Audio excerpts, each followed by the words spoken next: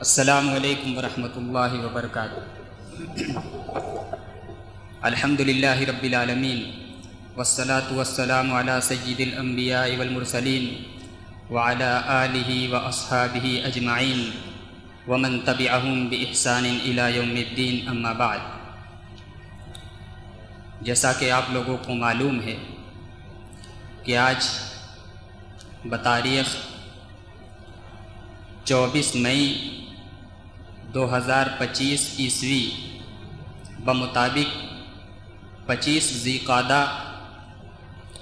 1446 ہجری مسجد اہل حدیث مینار والی پکے محل سرینہ میں ایک دینی و علمی مجلس کا انعقاد کیا گیا ہے، جس میں فضیلت الشیخ استاد محترم اسد اعظمی حفظہ اللہ، استاد جامعہ سلفیہ بنارس، اور فضیلت الشیخ ظفر نعمان مکی حفظہ اللہ، ناظم اتحاد ابناء السلفیہ بنارس خطاب فرمائیں گے۔ اس مجلس کا آغاز کرنے کے لیے میں برادرم علقمہ حافظ علقمہ مبشر سلمہ کو دعوت دیتا ہوں کہ آپ آئیں اور تلاوت کلام اللہ سے اس مجلس کا آغاز کریں۔ حافظ علقمہ مبشر۔ السلام علیکم ورحمۃ اللہ وبرکاتہ۔ اعوذ باللہ من الشیطان الرجیم، بسم اللہ الرحمن الرحیم۔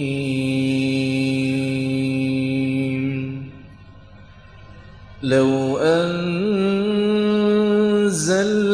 هذا القرآن على جبل لرأيته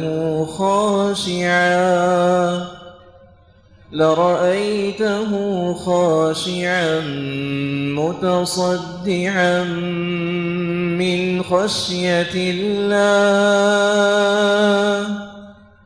وتلك الأمثال نضربها للناس لعلهم يتفكرون۔ هو الله الذي لا إله إلا هو، عالم الغيب والشهادة، هو الرحمن الرحيم۔ هو الله الذي لا إله إلا هو، الملك القدوس السلام المؤمن المهيمن العزيز الجبار المتكبر، سبحان الله عما يشركون۔ هو الله الخالق البارئ المصور، له الأسماء الحسنى۔ هو الله الخالق البارئ المصور، له الأسماء الحسنى، يسبح له ما في السماوات والأرض، وهو العزيز الحكيم۔ السلام علیکم۔ ماشاء اللہ، یہ تھے حافظ علقمہ مبشر، جو اپنی دلکش آواز کے ذریعے ہم لوگوں کے دلوں کے اندر ایمان کو تھوڑا تازہ کر رہے تھے۔ اس کے بعد میں تقریبی سلسلہ شروع کرنے کے لیے استاد محترم فضیلت الشیخ اسد اعظمی حفظہ اللہ کو دعوت دیتا ہوں کہ آپ آئیں اور ہم لوگوں کو اپنی دینی و علمی گفتگو سے فیضیاب ہونے کا موقع عنایت فرمائیں۔ استاد محترم شیخ فضیلت الشیخ اسد اعظمی حفظہ اللہ۔ الحمد لله نحمده ونستعينه ونستغفره ونعوذ بالله من شرور أنفسنا وسيئات أعمالنا من يهده الله فلا مضل له ومن يضلله فلا هادي له وأشهد أن لا إله إلا الله وحده لا شريك له وأشهد أن محمدا عبده ورسوله يا أيها الذين آمنوا اتقوا الله حق تقاته ولا تموتن إلا وأنتم مسلمون يا أيها الناس اتقوا ربكم الذي خلقكم من نفس واحدة وخلق منها زوجها وبث منهما رجالا كثيرا ونساء واتقوا الله الذي تساءلون به والأرحام إن الله كان عليكم رقيبا يا أيها الذين آمنوا اتقوا الله وقولوا قولا سديدا يصلح لكم أعمالكم ويغفر لكم ذنوبكم ومن يطع الله ورسوله فقد فاز فوزا عظيما أما بعد فإن خير الحديث كتاب الله وخير الهدي هدي محمد صلى الله عليه وسلم وشر الأمور محدثاتها وكل محدثة بدعة وكل بدعة ضلالة وكل ضلالة في النار۔ علماء کرام، بزرگوں، نوجوانوں، ماں اور بہنوں اور عزیز بچوں، امر بالمعروف اور نہی عن المنکر تنظیم کی طرف سے اور مقامی جمعیت اہل حدیث کی سرپرستی میں یہ بامقصد پروگرام منعقد ہو رہا ہے۔ اللہ تعالیٰ ان نوجوانوں کی کوشش کو قبول فرمائے۔ حاضرین کرام، ہمارا دوسرا بڑا تہوار قریب آ رہا ہے، جسے عید الاضحیٰ کے نام سے جانا جاتا ہے، اور جس میں ہم اللہ کی بارگاہ میں قربانی پیش کرتے ہیں۔ یہ قربانی کیا ہے اور کیوں پیش کی جاتی ہے، اس کا اعتقادی پہلو بھی ہے اور اس کا فقہی پہلو بھی ہے۔ اسی تعلق سے کچھ باتیں میں براہ راست قربانی پر بات نہیں کروں گا، بلکہ قربانی کا جو اعتقادی پہلو ہے اور اسی طرح سے گوشت خوری کے تعلق سے، یا کہہ لیجئے کہ نان ویج جس کو کہا جاتا ہے، اس کے تعلق سے کچھ احکام و مسائل جو ہر مسلمان کو جاننا چاہیے، تو ان کا کچھ تذکرہ ہوگا انشاءاللہ۔ دیکھیے، کوئی بھی جانور ذبح کیا جاتا ہے تو دو میں سے کوئی ایک مقصد ہوتا ہے۔ ایک تو یہ کہ کھانے کے لیے ذبح کیا جاتا ہے، جیسے عام دنوں میں ہم بکرا، بکری، بھینس وغیرہ ذبح کرتے ہیں، مرغا، مرغی ذبح کرتے ہیں کھانے کے لیے۔ اور ایک ذبیحہ ہوتا ہے بطور عبادت کے، جس کو ہم قربانی کے نام سے یاد کرتے ہیں۔ اس کا گوشت بھی کھایا ہی جاتا ہے، لیکن یہ ہے کہ وہ ایک عبادت، خالص عبادت، جیسے نماز عبادت ہے، روزہ عبادت ہے، تلاوت قرآن عبادت ہے، اسی طریقے سے وہ قربانی بھی عبادت ہے۔ اور یہ قربانی صرف اسلام کے اندر نہیں ہے، بلکہ وَلِكُلِّ أُمَّةٍ جَعَلْنَا مَنْسَكًا، اللہ تعالیٰ نے قرآن میں فرمایا کہ ہر قوم کے لیے ہم نے یہ قربانی کا طریقہ مقرر کر رکھا۔ وہ جتنی شریعتیں گزری ہیں ان کے یہاں بھی قربانی کا تصور پایا جاتا تھا۔ جتنے آج جو ہے غیر آسمانی مذاہب، بناوٹی مذاہب، انسانوں کے بنائے ہوئے مذاہب ہیں، ان کے یہاں بھی قربانی کا تصور پایا جاتا ہے۔ تو قربانی کے سلسلے میں ہمیں یاد رکھنا چاہیے کہ یہ عبادت ہے، اور کوئی بھی عبادت اللہ کے یہاں اسی وقت مقبول ہوتی ہے جب اس میں دو چیز پائی جائے۔ ایک تو یہ کہ وہ صرف اور صرف اللہ کے واسطے کی جائے، اللہ کے علاوہ کسی اور کی خوشنودی، کسی اور کی رضامندی اس میں مطلوب نہ ہو، اور دوسرے یہ کہ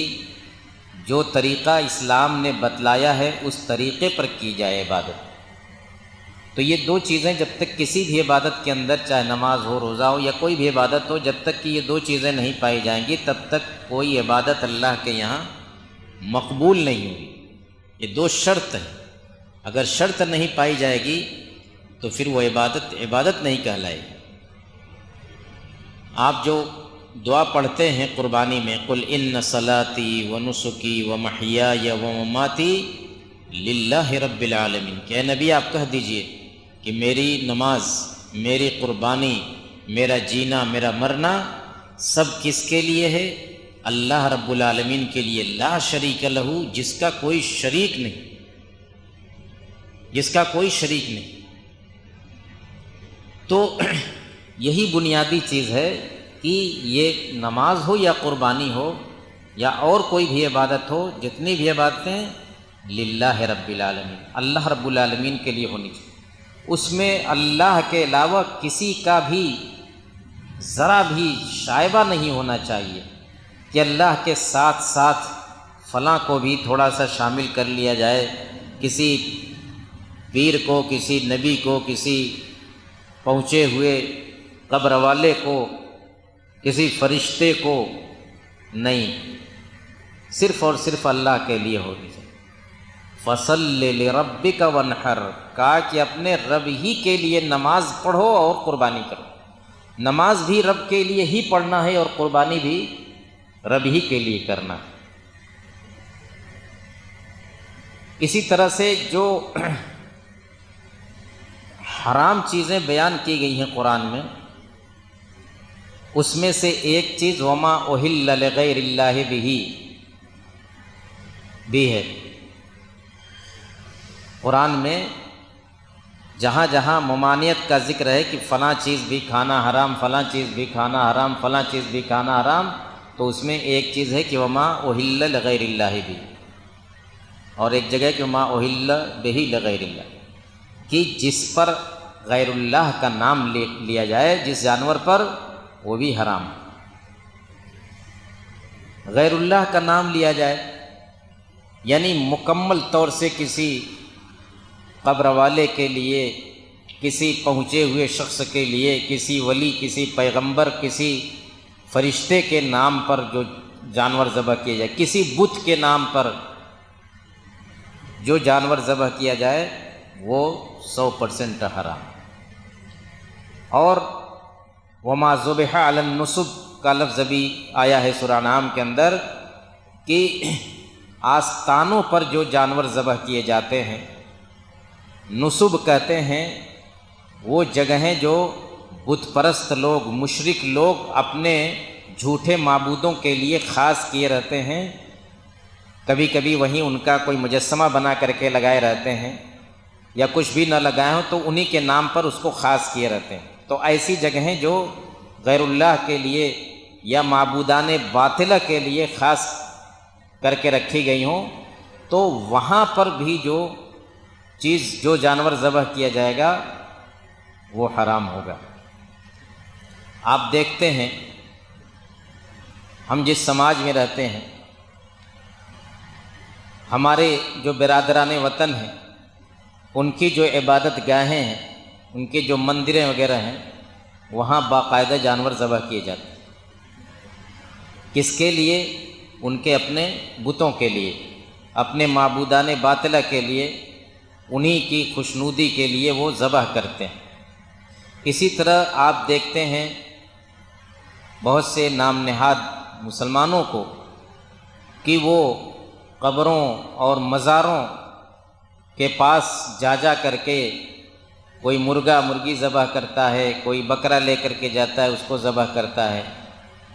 کس کے لیے؟ اسی قبر والے کے واسطے ذبح کرتا ہے، قبر والے کے واسطے ذبح کرتا ہے۔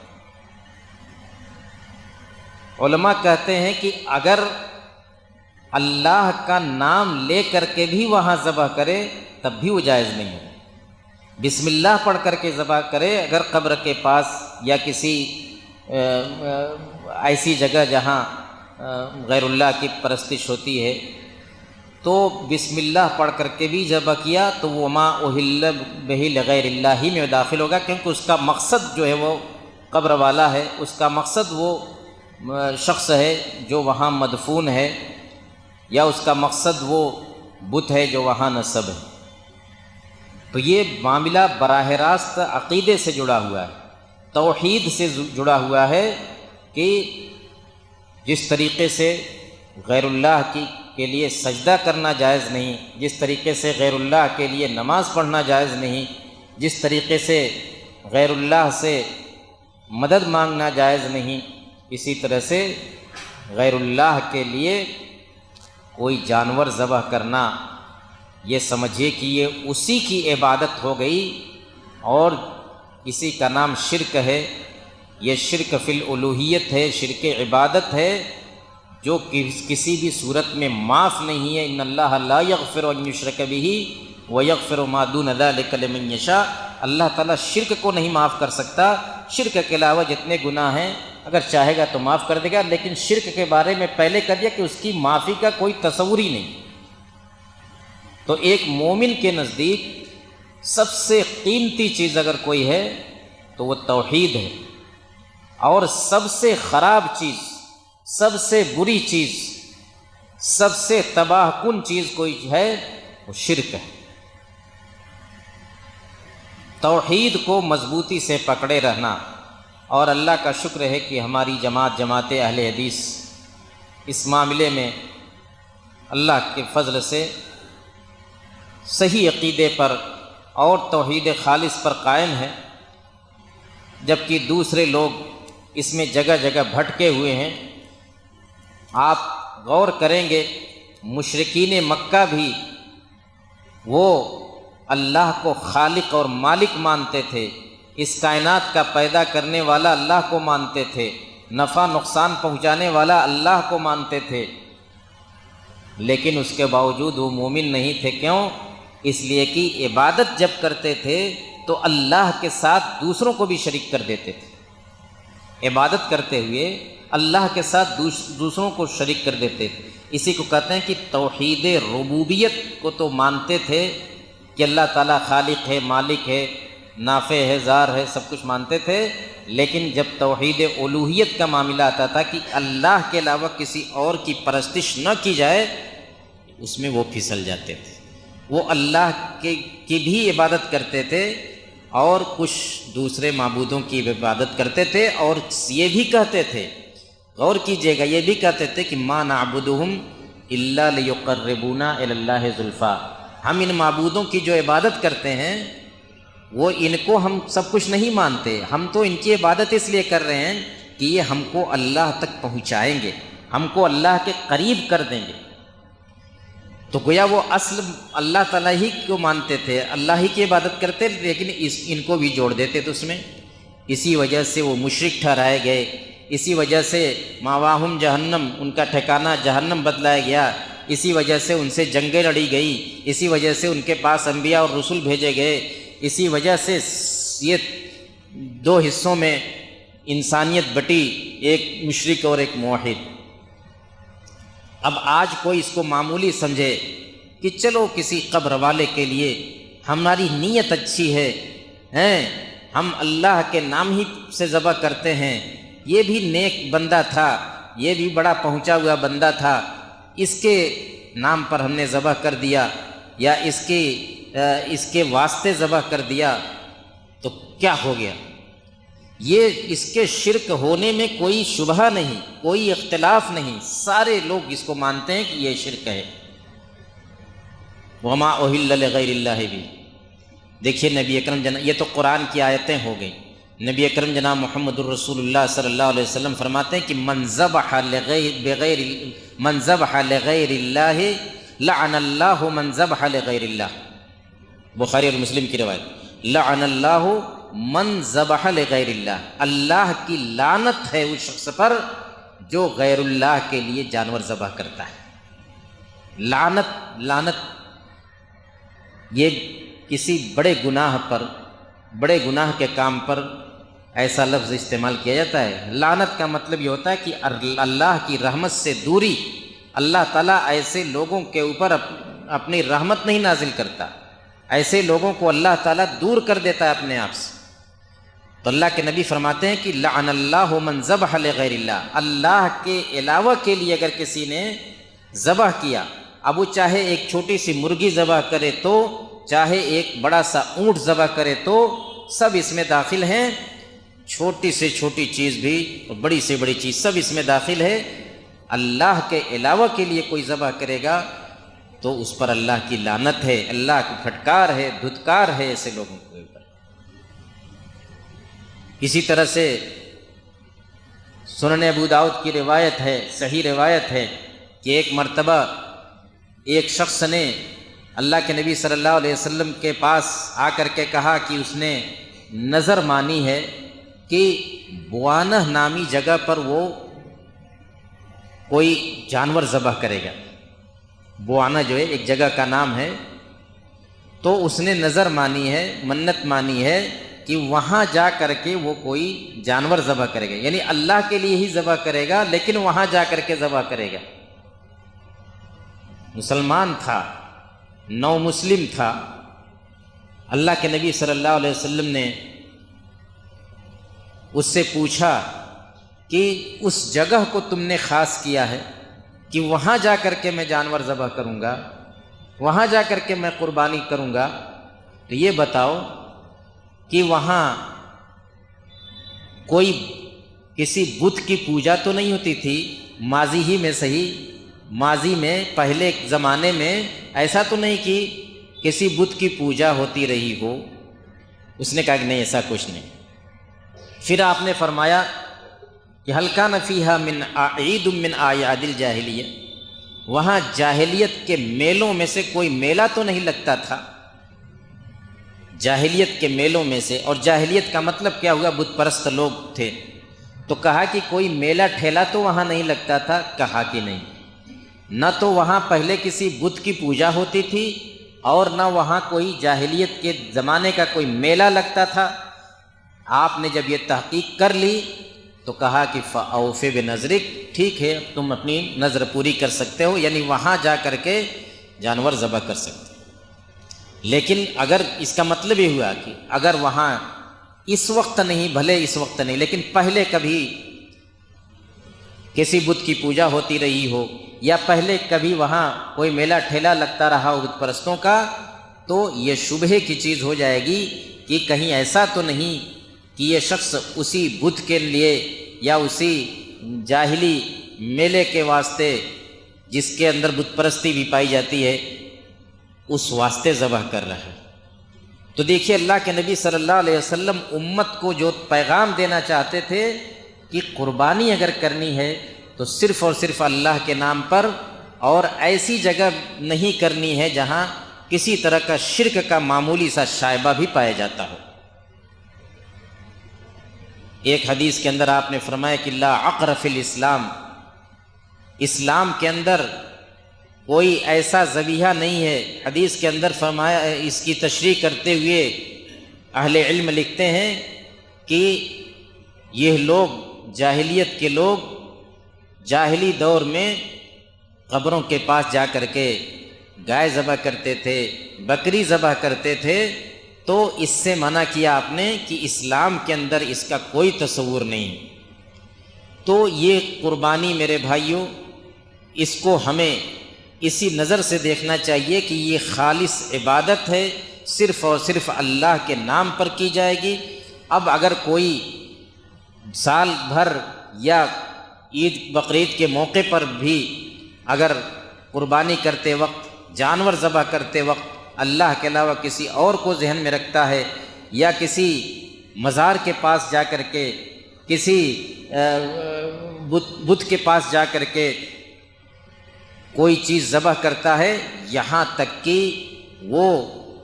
اللہ کے نام ہی سے ذبح کیوں نہ کرے، وہ حرام ہے، وہ عمل حرام ہے، اور اس ذبح کیے گئے جانور کو کھانا حرام ہے۔ تو جیسا کہ آپ جانتے ہیں کہ یہ قربانی صرف ہمارے یہاں نہیں پائی جاتی ہے، ہر مذہب کے یہاں پائی جاتی ہے۔ ہمارے برادران وطن کے یہاں ان کے عبادت گاہوں میں باقاعدہ قربانیاں ہوتی ہیں، بلی چڑھائی جاتی ہے۔ تو ہمیں ان سب چیزوں سے پرہیز کرنا ہے۔ دوسری چیز یہ کہ دوسرا جانور ذبح کرنے کے لیے جو دوسرا مقصد ہوتا ہے، عام دن میں جو ہم کھانے کے لیے جانور ذبح کرتے ہیں، چاہے بکرا بکری ہو، چاہے بھینس ہو، چاہے مرغا مرغی، جو بھی چیز ہو، تو اس کے بارے میں چونکہ یہ روزمرہ کا معاملہ ہے، روزانہ ہماری زندگی کا یہ ایک لازمی حصہ بن چکا ہے، تو اس کے مسائل ہمیں جاننا چاہیے کہ کون سا گوشت ہمیں کھانا ہے، کون سا گوشت نہیں کھانا ہے، جانور کیسے ذبح کیا گیا ہو، کس نے ذبح کیا ہو تو کھا سکتے ہیں، کس نے ذبح کیا ہو تو نہیں کھا سکتے۔ دیکھیے قرآن میں اس کو بڑے واضح الفاظ میں کہہ دیا ہے کہ فَقُلُوا مِمَّا ذُكِرَ اسْمُ اللَّهِ عَلَيْهِ إِن كُنتُم بِآيَاتِهِ مُؤْمِنِينَ، کہ جن جانوروں پر اللہ کا نام لیا گیا ہو انہی جانوروں کو کھاؤ۔ دیکھیے اولاً تو یہ کہ کچھ جانور ہی ہمیں کھانے کے لیے مخصوص کیے گئے ہیں، ان کو بہیمۃ الانعام وغیرہ کہا گیا ہے۔ تو جو جانور معقول اللحم ہیں، یعنی جن جانوروں کو کھانا جائز ہے، تو ان کو کھانے کے لیے بھی کچھ شرائط ہیں۔ تو سب سے بنیادی شرط یہ ہے کہ ان کو اللہ کے نام سے ذبح کیا گیا، عام جانور بھی، یہاں تک کہ ایک چڑیا بھی اگر آپ کھانے کے لیے ذبح کرتے ہیں تو بھی بسم اللہ پڑھ کر کے ذبح کرنا ہے۔ ایک چھوٹی سی مرغی مرغا کچھ بھی ذبح کرتے ہیں تو بسم اللہ پڑھ کر کے ذبح کریں گے تبھی کھا سکتے ہیں۔ صرف یہ اسی پر اکتفا نہیں کیا کہ فَقُلُوا مِمَّا ذُكِرَ اسْمُ اللَّهِ عَلَيْهِ، کہ جس جانور پر اللہ کا نام لیا گیا ہو اس کو کھاؤ، اتنا کہہ کر کے خاموش نہیں ہوگے۔ پھر آگے کہا کہ وَلَا تَأْكُلُوا مِمَّا لَمْ يُذْكَرِ اسْمُ اللَّهِ عَلَيْهِ، وَلَا تَأْكُلُوا، جس جانور پر اللہ کا نام نہ لیا گیا ہو اس کو مت کھانا۔ یہ قرآن کی آیتیں ہیں، جس جانور پر اللہ کا نام نہ لیا گیا ہو، یعنی جس جانور کو بسم اللہ پڑھے بغیر ذبح کر دیا گیا ہو اس کو کھانا نہیں۔ اللہ کے نبی صلی اللہ علیہ وسلم فرماتے ہیں کہ ما انہر الدم وذکر اسم اللہ علیہ فکل، جس جانور کا خون بہہ جائے اور اس پر اللہ کا نام لے لیا گیا ہو تو اس کو کھاؤ۔ تو دو چیز ہو گئی، ایک تو یہ کہ خون بہے جس کا تذکرہ ہم آگے کریں گے، اور اس کے دوسرا یہ کہ وذکر اسم اللہ علیہ، اس پر اللہ کا نام لیا گیا ہو۔ تو اللہ کا نام لینا ضروری ہے، چاہے قربانی کا جانور ہو تو چاہے کھانے کا جانور ہو تو بسم اللہ پڑھ کر کے ہی ذبح کرنا۔ قربانی کے جانور میں آپ جانتے ہیں کہ قربانی کے کرتے وقت کی کچھ اور بھی دعائیں ہیں، جو ان میں ثابت دعائیں ہیں ان کو پڑھنا یہ مسنون ہے، سنت ہے۔ وہ دعائیں اگر چھوٹ جائیں، لیکن بسم اللہ نہیں چھوٹنا چاہیے۔ قربانی میں بھی، قربانی کا جانور ہو یا عام کھانے والا جانور ہو، اس میں بسم اللہ نہیں چھوٹنا چاہیے۔ قربانی کے جانور میں آپ جلدی میں دوسری دعائیں بھول جائیں، لیکن بسم اللہ وہاں بھی نہیں بھولنا ہے۔ بغیر بسم اللہ کرے اگر ذبح کریں گے تو اس کے بارے میں فی المسئلہ ہو جائے گا کہ وہ صحیح قربانی ہوئی کہ نہیں اور اس کا گوشت کھایا جا سکتا ہے کہ نہیں کھایا جا سکتا۔ بسم اللہ پڑھنا ضروری ہے۔ فَكُلُوا مِمَّا ذُكِرَ اسْمُ اللَّهِ عَلَيْهِ إِن كُنتُم بِآيَاتِهِ مُؤْمِنِينَ۔ دوسری شرط یہ ہے کہ اس جانور کا شرعی طریقے سے ذبیحہ کیا گیا ہو، ذبح کیا گیا ہو۔ ذبح کیسے کرتے ہیں؟ جانور کو باقاعدہ لٹا کر کے اس کی گردن پر چھری چلائی جاتی ہے، گردن کے اندر 4 رگیں پائی جاتی ہیں، ایک رگ ہوتی ہے جس سے سانس لیتے ہیں، ایک رگ ہوتی ہے جس سے کھانا پانی اندر جاتا ہے، اور 2 رگ اور ہوتی ہیں جن کے بارے میں کہا جاتا ہے کہ وہ اس سے خون آتا جاتا ہے۔ تو جب آپ جانور ذبح کرتے ہیں تو یہ رگیں کٹتی ہیں، اور جب یہ رگیں کٹتی ہیں تو جانور کے اندر سے خون تیزی سے نکلتا ہے۔ جب یہ خون نکل جاتا ہے تب جانور جا کر کے آپ کے کھانے کے لائق ہوتا ہے۔ یہ خون بہنا ضروری ہے۔ کوئی جانور اگر ایسے طریقے سے ذبح کر دیا گیا ہو یا مار دیا گیا ہو کہ اس کا خون ہی نہیں بہا، اس کو انجیکشن کے ذریعے یا جھٹکا دے کر کے مار دیا گیا ہو کہ اس کا خون نہیں بہا، تو وہ جانور کھانا جائز نہیں۔ خون بہنا چاہیے، ما انہر الدم وذکر اسم اللہ علیہ، خون بہنا چاہیے۔ تو یہ جو ذبح کا طریقہ ہے آپ جانتے ہیں، بسم اللہ پڑھ کر کے جانور کے گردن پر چھری پھیریں گے اور ان رگوں کو کاٹیں گے۔ اب اس میں یہ ہے کہ صرف ان رگوں کو کاٹنا ہے، سر کو الگ نہیں کرنا ہے ایک ہی مرتبہ میں، چاہے جو بھی جانور ہو، کھانے کے لیے ہو یا قربانی کے لیے، ایک ہی مرتبہ میں سر کو جدا نہیں کرنا چاہیے، کیونکہ اس سر کا جو ہے جسم سے ایک کنیکشن ہوتا ہے، اور اطباء بھی یہ کہتے ہیں کہ وہ جب سر کا وہ حصہ جڑا رہتا ہے اور وہ ایک نالی ہوتی ہے جو جڑی رہتی ہے بدن سے، تو اس کی وجہ سے بدن سے تیزی سے خون نکلتا ہے۔ اگر اس کو کاٹ دیا جائے اس نالی کو تو وہ بہت سارا خون جو ہے جسم کے اندر بچا رہ جاتا ہے، اور جو انسان کے لیے نقصان دہ ہوتا ہے، اس میں جراثیم اس سے پیدا ہوتے ہیں۔ ذبح کرنے والے کے اندر یہ بہت بنیادی چیز ہے، اس کو توجہ دیجیے گا کہ ذبح کرنے والا یا تو مسلمان ہو یا اہل کتاب میں سے ہو، تبھی ذبیحہ، تبھی کھانا جائز ہوگا۔ کوئی اور کسی اور نے ذبح کیا ہے مسلمان اور یہودی اور عیسائی کے علاوہ، تو اس کا ذبیحہ کھانا جائز نہیں ہے۔ وہ چاہے بکری ذبح کرے، چاہے مرغی ذبح کرے، اگر مسلمان اور کتابی کے علاوہ کسی نے ذبح کیا تو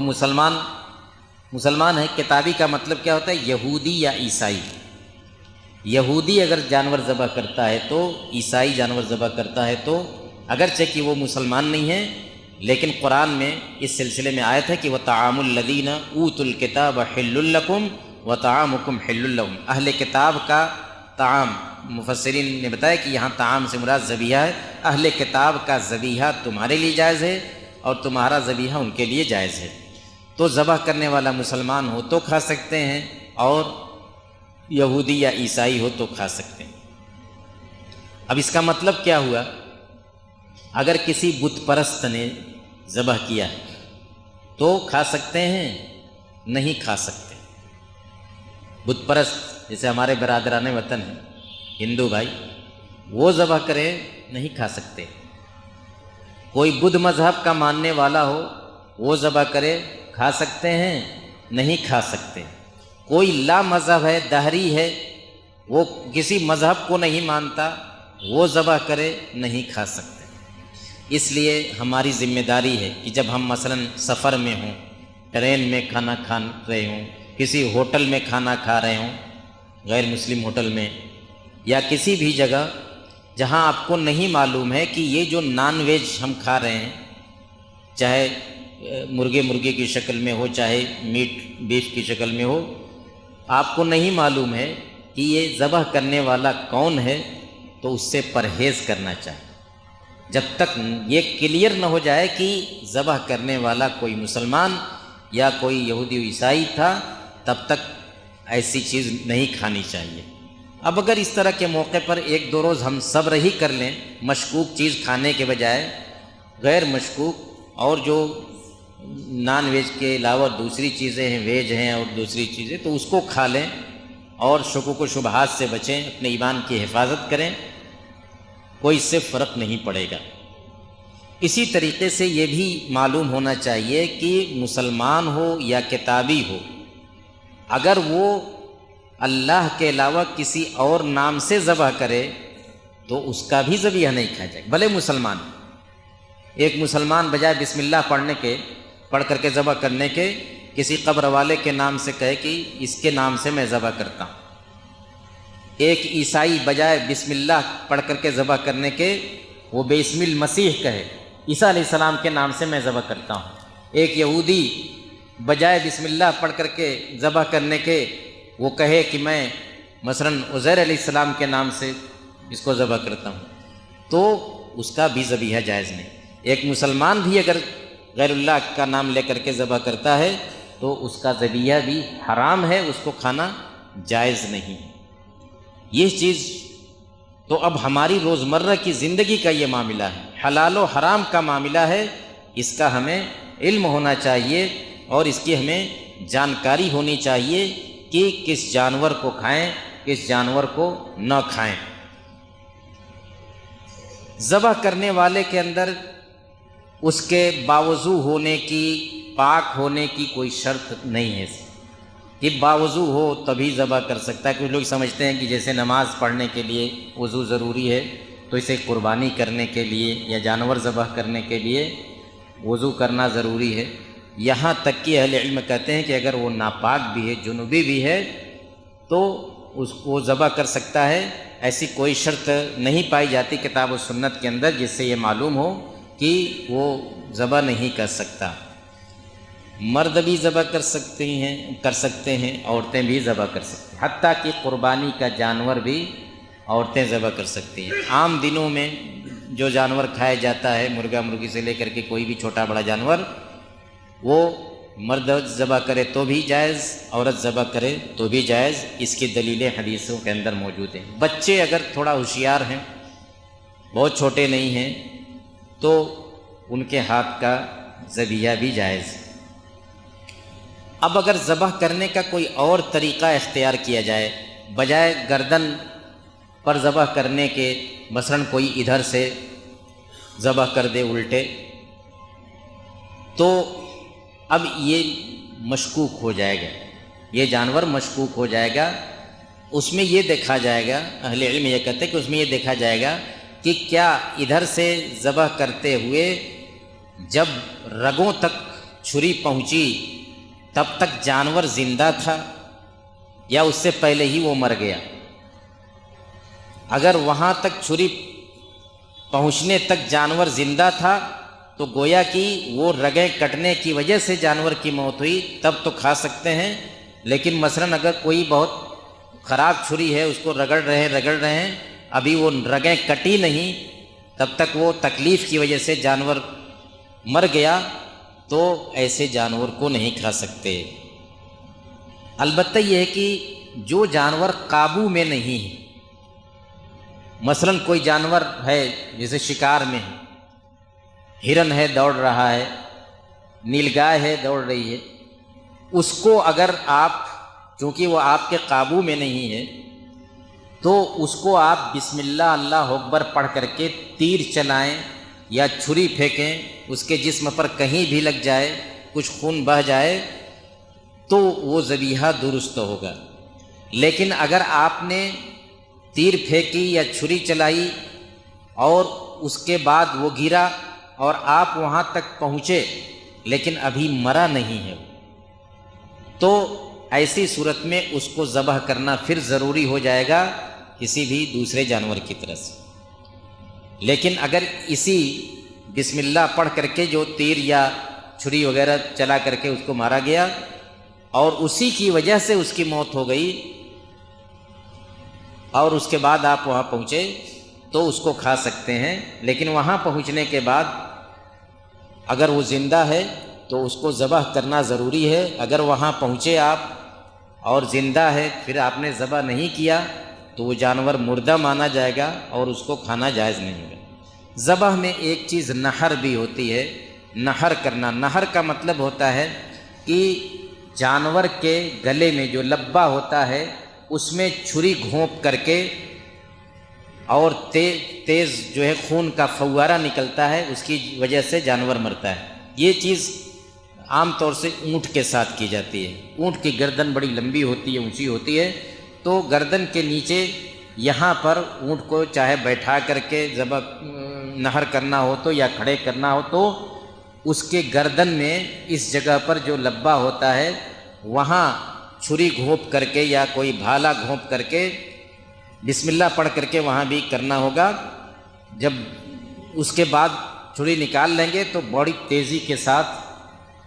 اس کے جسم سے خون نکلے گا اور پھر وہ تب اس کا کام تمام ہو جائے گا۔ اس کو نحر کہتے ہیں۔ فصلی لربک ونحر قرآن میں جو کہا گیا ہے، تو نحر یہ جو ہے نحر کرنا یہ اونٹ کے لیے ہے۔ البتہ یہ ہے کہ اہل علم کہتے ہیں کہ اگر اونٹ کے علاوہ کسی دوسرے جانور کو بھی ایسے کر دیا تو بھی جائز ہے، یا دوسرے جانور کو جیسے ذبح کرتے ہیں ویسے اونٹ کو ذبح کر دیا تو بھی جائز ہے۔ البتہ بعض لوگ یہ کرتے ہیں کہ اونٹ جب ایسے نحر کرنے کے بعد اونٹ جب گر جاتا ہے تو اس کو جا کر کے پھر بسم اللہ اللہ اکبر پڑھ کے ذبح کرتے ہیں، اور سمجھتے ہیں کہ اب اس کو ذبح کرنا ہی ہے، اس کا وہ ذبح ہو گیا، ذبح ہو گیا۔ اب وہ تھوڑی دیر، جیسے آپ بکرے کو ذبح کرتے ہیں کچھ دیر تک وہ تڑپڑاتا ہے تو کچھ دیر تک وہ بھی اپنا اچھل کود مچائے گا، اس کے بعد شانت ہو جائے گا۔ اب اس کو دوبارہ اس پر بسم اللہ اللہ اکبر پڑھ کر کے ذبح کرنے کی ضرورت نہیں ہے۔ تو یہ ساری چیزیں میرے بھائیوں، جیسا کہ آپ نے دیکھا، حلال و حرام سے تعلق رکھتے ہیں۔ کیا ہمیں کھانا چاہیے، کیا نہیں کھانا چاہیے، اور کس جانور کو ذبح کیا گیا ہو کس طریقے سے تو کھانا چاہیے، اس کا تعلق عقیدے سے ہے۔ بسم اللہ پڑھ کر کے ہی ذبح کیا جائے، اللہ کے واسطے ہی ذبح کیا جائے، اللہ کا نام لے کر کے ذبح کیا جائے تو کھایا جا سکتا ہے۔ اللہ کے علاوہ کسی اور کے نام سے ذبح کیا جائے، بھلے اللہ کا نام تو لیا گیا ہو لیکن مقصد اس غیر اللہ کو خوش کرنا ہو، چاہے وہ غیر اللہ کسی بت کی شکل میں ہو، کسی قبر کی شکل میں ہو، یا کسی فرشتے کا نام لیا جائے، کسی پیر ولی کا نام، کسی نبی کا نام لیا جائے، ہر صورت میں اس کا کھانا حرام ہے، کیونکہ وہ جو ما اہل لغیر اللہ بھی غیر اللہ کے نام پر ذبح کیا ہوا جانور ہے۔ یہ علم ہمیں عقیدے کا بھی صحیح علم ہونا چاہیے، اور اسی طریقے سے جو کچھ ہم کھاتے ہیں تو اس میں کیا حلال ہے کیا حرام ہے اس کا بھی ہمیں علم ہونا چاہیے۔ دوسروں تک بھی یہ بات پہنچانی چاہیے۔ یہ باتیں آپ کو بظاہر بڑی چھوٹی چھوٹی لگتی ہوں گی، لیکن حقیقت میں یہ ہے کہ ہر مسلمان سے اس کا گہرا تعلق ہے، روزانہ کا معاملہ ہے، اس کا علم اس کو ہونا چاہیے۔ اللہ رب العالمین ہمیں دین کی صحیح سمجھ عطا فرمائے، ہمیں ہر طرح کے حرام کاموں سے بچنے کی توفیق عطا فرمائے، حرام کھانے سے ہمیں محفوظ رکھے، اور بدعقیدگی سے، شرک سے محفوظ رکھے، جب تک زندہ رکھے، ایمان پر، اسلام پر، صحیح عقیدے پر زندہ رکھے، اور جب خاتمہ ہو تو ایمان پر اور صحیح عقیدے پر خاتمہ ہو۔ وآخر دعوانا ان الحمدللہ رب العالمین۔ ماشاء اللہ، یہ تھے استاد محترم شیخ اسد اعظمی حفظہ اللہ، جو بڑی ہی علمی گفتگو فرما رہے تھے، اور ہم تمام لوگوں کو یہ باتیں بتلا رہے تھے کہ قربانی کا ہمارے عقیدے سے کتنا گہرا تعلق ہے، توحید سے کتنا گہرا تعلق ہے، اور قربانی کے اندر یہ بات بھی پوشیدہ ہے کہ اللہ رب العالمین ہم تمام لوگوں کو شرک سے کس قدر ڈرا رہا ہے، کون سا ذبیحہ ہمیں کھانا چاہیے، کن کے ہاتھوں کا کھانا چاہیے، قربانی کس طرح کرنی چاہیے۔ بڑے ہی علمی مسائل پر شیخ گفتگو فرما رہے تھے۔ اس کے بعد میں فضیلت الشیخ ظفر نعمان مکی حفظہ اللہ، ناظم اتحاد ابناء السلفیہ بنارس کو دعوت دیتا ہوں کہ آپ آئیں اور اپنے خطاب سے ہم سامعین کو مستفیض فرمائیں۔ فضیلت الشیخ ظفر نعمان مکی حفظہ اللہ۔ السلام علیکم ورحمۃ اللہ وبرکاتہ۔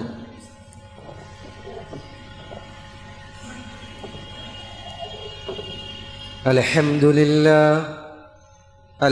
للہ نحمده ونستعینه ونستغفره ونعوذ باللہ من شرور انفسنا ومن سیئات اعمالنا من يهده الله فلا مضل له ومن يضلله فلا هادي له وأشهد أن لا إله إلا الله وحده لا شريك له وأشهد أن محمدًا عبده ورسوله يا أيها الذين آمنوا اتقوا الله حق تقاته ولا تموتن إلا وأنتم مسلمون يا أيها الناس اتقوا ربكم الذي خلقكم من نفس واحدة وخلق منها زوجها وبث منهما رجالا كثيرا ونساء واتقوا الله الذي تساءلون به والأرحام إن الله كان عليكم رقيبا يا أيها الذين آمنوا اتقوا الله وقولوا قولا سديدا يصلح لكم أعمالكم ويغفر لكم ذنوبكم ومن يطع الله ورسوله فقد فاز فوزا عظيما أما بعد فإن خير الحديث كتاب الله وخير الهدي هدي محمد صلى الله عليه وسلم وشر الأمور محدثاتها وكل محدثة بدعة وكل بدعة ضلالة وكل ضلالة في النار فأعوذ بالله السميع العليم من الشيطان الرجيم يرفع الله الذين آمنوا منكم والذين أوتوا العلم يرفع الله الذين آمنوا منكم والذين أوتوا العلم درجات۔ علماء کرام، معزز حاضرین، نوجوانان قوم و ملت، بزرگان دین، پردہ نشین خواتین اسلام، پیارے بچوں، ابھی ہم اور آپ استاد محترم فضیلت الشیخ مولانا اسد اعظمی حفظہ اللہ سے بڑی علمی اور قیمتی باتیں سماعت فرما رہے تھے، اور علم کی یہ مجلس جس میں ہم اور آپ جمع ہیں، اس کا مقصد بھی یہی ہے کہ ہم کچھ سیکھ کر اپنے گھروں کو لوٹیں، ان دینی معلومات سے آگاہی حاصل کر لوٹیں جس کی ہمیں روزمرہ کی زندگی میں ضرورتیں ہوتی ہیں۔ چونکہ شیخ محترم نے بڑی علمی گفتگو کی ہے، اس لیے علم کی اہمیت اور علم کی فضیلت اور موجودہ وقت میں مسلمانوں کی زب و حالی، مسلمانوں کی حالت زار کا کچھ تذکرہ کرنا مناسب سمجھتا ہوں۔ دیکھیے، ہم مسلمان وہ قوم ہیں جس قوم کا علم سے بڑا گہرا رشتہ ہے، اور علم سے بڑا گہرا رشتہ ہونا چاہیے، کیونکہ اللہ سبحانہ و تعالی نے سب سے پہلے جن آیات کا نزول فرمایا نبی علیہ الصلاۃ والسلام کے اوپر، وہ 5 آیات غار حرا کے اندر نازل ہوئی، جبریل امین لے کر آئے، اور اللہ سبحانہ و تعالی نے نبی علیہ الصلاۃ والسلام سے یہ کہا کہ اقرأ باسم ربک الذی خلق خلق الانسان من علق اقرأ وربک الاکرم الذی علم بالقلم علم الانسان ما لم يعلم۔ یہ 5 آیات سب سے پہلی آیات ہے جو وحی کی شکل میں نبی علیہ الصلاۃ والسلام کے اوپر نازل کی گئی اور آپ کو نبوت و رسالت سے سرفراز کیا گیا۔ آئیے ان آیات میں غور کرتے ہیں کہ ان آیات میں سب سے پہلے کن چیزوں کا حکم دیا گیا؟ کیا سب سے پہلے عمل کا حکم دیا گیا؟ سب سے پہلے نماز و روزہ کا حکم دیا گیا، یا دین کے دوسرے عمل کا حکم دیا گیا،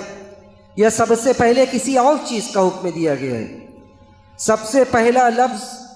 جو نبی علیہ الصلاۃ والسلام کے اوپر نازل کیا گیا، اللہ نے کہا کہ اقرا، اے نبی آپ پڑھیے، اے نبی آپ پڑھیے۔ اس کے بعد اس علم کو اللہ کے نام سے جوڑ دیا گیا اور یہ کہا گیا کہ اے نبی اقرا بسم ربک الذی خلق، اپنے رب کے نام سے پڑھیے جس نے پیدا کیا ہے۔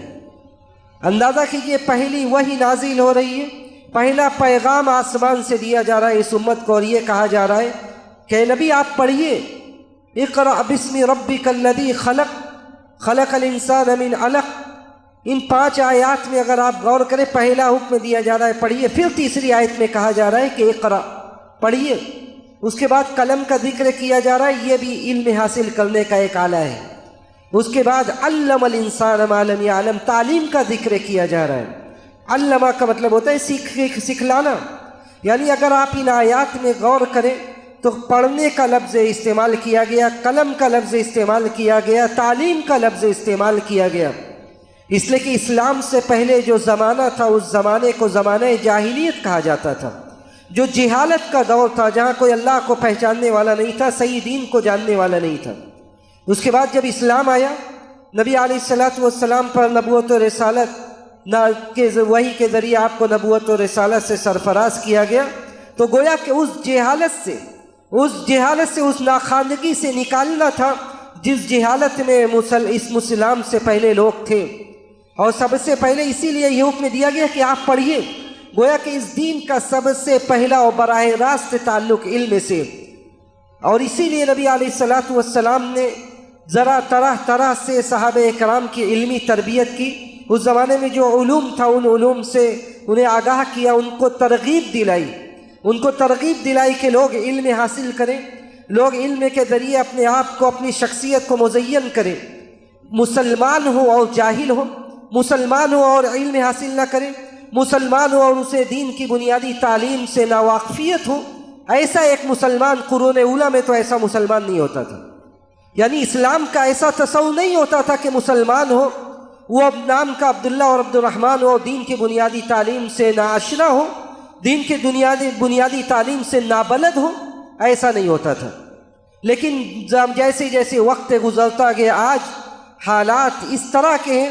کہ آج نہ تو مسلمان دین کے علوم میں آگے ہیں اور نہ تو دنیا کے علوم میں آگے ہیں، اور یہ تقسیم بھی بہت بعد میں ہوئی، کہ دین کا علم دنیا کا علم، ورنہ سلف کے زمانے میں ایسا علمی ماحول تھا کہ اگر ایک طبیب بھی تھا تو وہ بھی دین کی بنیادی باتیں جانتا تھا۔ آپ کو تعجب ہوگا کہ ایک طبیب اور ڈاکٹر تھا، وہ بھی دین کی بنیادی جانتا تھا۔ دیکھیے علم کی 2 ہی تقسیم ابتدا میں تھی، ایک تو علم نافع اور دوسرا علم دار، یا ایک تو علم ایسا جس علم کو حاصل کرنا ہر مسلمان پر ضروری ہے، جس علم کا حاصل کرنا ہر مسلمان پر ضروری ہے، اور وہ علم ہے دین کی بنیادی باتیں جس کے ذریعے مسلمان اپنی عبادتوں کو انجام دے سکے، اپنے دین پر عمل کر سکے۔ نماز کیسے پڑھنا ہے، زکوٰۃ کیسے ادا کرنا ہے، ابھی آپ نے قربانی کے مسائل سنے، قربانی اسے کرنا ہے تو قربانی کے میں اندر کون سی ایسی چیزیں ہیں جن چیزوں کو جان کر ہی وہ قربانی صحیح طرح سے کر سکتا ہے۔ یہ ساری ایسی معلومات ہیں جن معلومات کو جاننا ہر مسلمان کے اوپر ضروری ہے اور اس کی ذمہ داری ہے۔ ایک مسلمان ہو اور اسے اپنی نماز کا طریقہ نہ پتہ ہو، ایک مسلمان ہو اسے طہارت کا طریقہ نہ پتہ ہو، ایک مسلمان ہو پورا علاقہ معذرت کے ساتھ، لیکن یہ حقیقت ہے کہ پورا علاقہ ہے، اس کے اندر مشکل سے کوئی ہوگا جسے جنازے کا طریقہ پتہ ہو، میت کو غسل دینے کا طریقہ پتہ ہو۔ یہ مسلمانوں کا معاشرہ، مسلمانوں کا سماج نہیں ہو سکتا، یہ مسلمانوں کا معاشرہ و مسلمانوں کا سماج نہیں ہو سکتا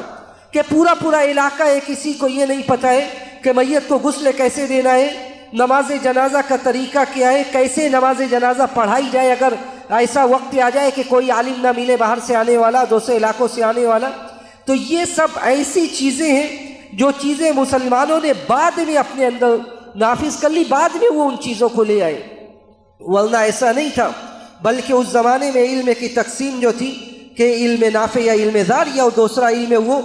کہ ایسا علم جس کا سیکھنا ہر آدمی کے اوپر ضروری ہے اور ہر مسلمان کو سیکھنا چاہیے، اور دوسرا وہ علم جو اس سے آگے کا ہے، جو اس سے آگے کا ہے، جیسے بڑے بڑے علماء جو دین کے اندر بڑی مہارت حاصل کرتے ہیں، دین کی جو بڑے بڑے علوم ہیں، جو بڑے بڑے علوم ہیں، حدیث کے بڑے بڑے علوم ہیں، علوم حدیث کی بڑی بڑی باریکیاں ہیں، علل حدیث کی باریکیاں ہیں، قرآن اور تفسیر کے بڑے بڑے علوم ہیں، ان میں جو درک حاصل کرتے ہیں، ان میں جو مہارت حاصل کرتے ہیں، یہ بات کی چیز ہے۔ لیکن اس سے پہلے کی چیز جو ہر آدمی کے اوپر فرض ہے، نبی علیہ الصلوۃ والسلام نے کہا کہ طلب العلم فریضۃ علی کل مسلم، کہ ہر مسلمان کے اوپر، ذرا غور کیجئے کہ ہر مسلمان کے اوپر، چاہے وہ مرد ہو یا عورت ہو، امیر ہو یا غریب ہو، چھوٹا ہو یا بڑا ہو، جب سے وہ سن و شعور کو پہنچا، بلوغت کو پہنچا، ہر آدمی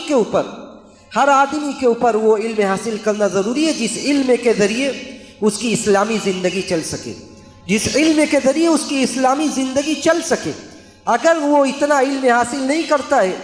تو یہ گویا کہ وہ گنہگار ہے، اور گویا کہ وہ دین پر عمل صحیح طرح سے نہیں کر سکتا، وہ دین پر عمل صحیح طریقے سے نہیں کر سکتا، اس لیے کہ سب سے پہلا اور بنیادی علم جو ہے وہ توحید کا علم ہے، وہ توحید کا علم ہے۔ اور اس علم کے بارے میں بھی اللہ نے کہا کہ فَاعْلَمْ أَنَّهُ لَا إِلَهَ إِلَّا اللَّهُ، پہلے اللہ کی معرفت کیسے حاصل ہوگی ہمیں اگر ہم علم نہیں حاصل کریں گے؟ آج اگر ہم اپنے گرد و پیش میں اور سماج اور سوسائٹی میں غور کریں تو ہمیں بہت بڑی خرابی کی وجہ ناخواندگی اور جہالت نظر آئے گی۔ کتنے ایسے لوگ ہیں انہیں پتہ ہی نہیں ہے کہ توحید کیا ہے، کتنے ایسے لوگ ہیں جنہیں پتہ ہی نہیں ہے کہ شرک کیا ہے۔ اور یہ صرف کہنے کی باتیں نہیں ہیں، یہ حقیقت اور تجربے کی بات ہے کہ کتنے ایسے لوگ ہیں جنہیں پتہ ہی نہیں ہے کہ توحید کیا ہے۔ مکہ مکرمہ میں حج کا موسم چل رہا ہے اور اللہ کے فضل و کرم سے 10-12 سال وہاں گزارنے کا موقع ملا۔ حج کے موسم میں جب ہم لوگ دعوت و تبلیغ کا کام کرتے تھے حاجیوں کے بیچ میں، تو اللہ کی قسم کتنے ایسے لوگ ملتے تھے جب انہیں حج کے مسائل بیان کرتے ہوئے توحید کی باتیں بیان کی جاتی تھی تو ہاتھ پکڑ کر بسا اوقات رونے لگتے تھے یہ کہہ کر کہ آج تک ہمیں اس بات کا علم ہی نہیں تھا، آج تک کوئی ہمیں بتانے والا نہیں تھا کہ صرف ہمیں ایک اللہ کی عبادت کرنا ہے، آج تک کوئی ہمیں بتانے والا نہیں تھا کہ یہ راستہ یہ شرک تک لے جانے والا ہے، آج تک کوئی ہمیں بتانے والا نہیں تھا کہ یہ راستہ یہ جہنم کی طرف لے جانے والا ہے۔